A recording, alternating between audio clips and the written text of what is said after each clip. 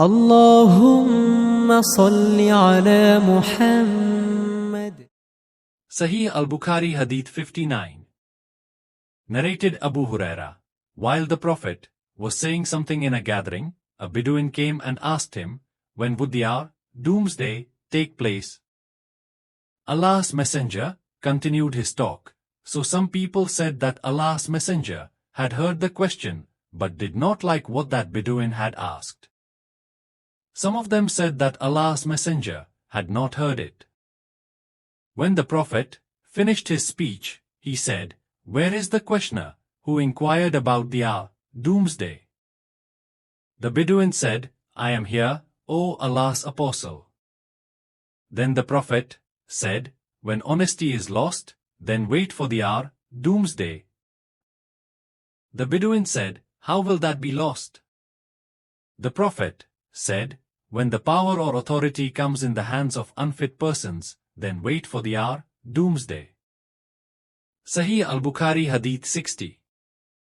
Narrated Abdullah bin Amr. Once the Prophet remained behind us in a journey. He joined us while we were performing ablution for the prayer which was overdue. We were just passing wet hands over our feet, and not washing them properly, so the Prophet addressed us in a loud voice and said twice or thrice, "Save your heels from the fire." Sahi Bukhari Hadith 61. Narrated Ibn Umar. Allah's Messenger said, "Amongst the trees, there is a tree, the leaves of which do not fall and is like a Muslim. Tell me the name of that tree." Everybody started thinking about the trees of the desert areas. And I thought of the date palm tree but felt shy to answer the others, then asked, "What is that tree, O Allah's Messenger?" He replied, "It is the date palm tree." Sahi Bukhari Hadith 62. Narrated Ibn Umar.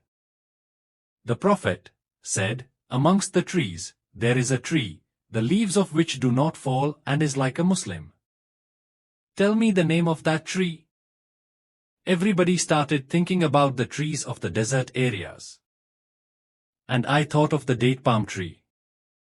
The others then asked, "Please inform us what is that tree, O Allah's Messenger?" He replied, "It is the date palm tree." Sahi Bukhari Hadith 63. Narrated Anas bin Malik.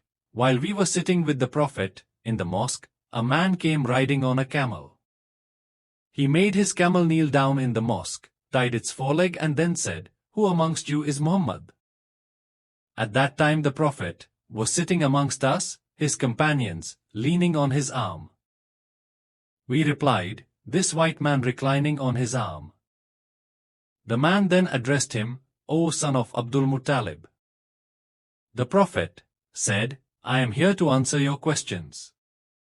The man said to the Prophet, "I want to ask you something and will be hard in questioning. So do not get angry."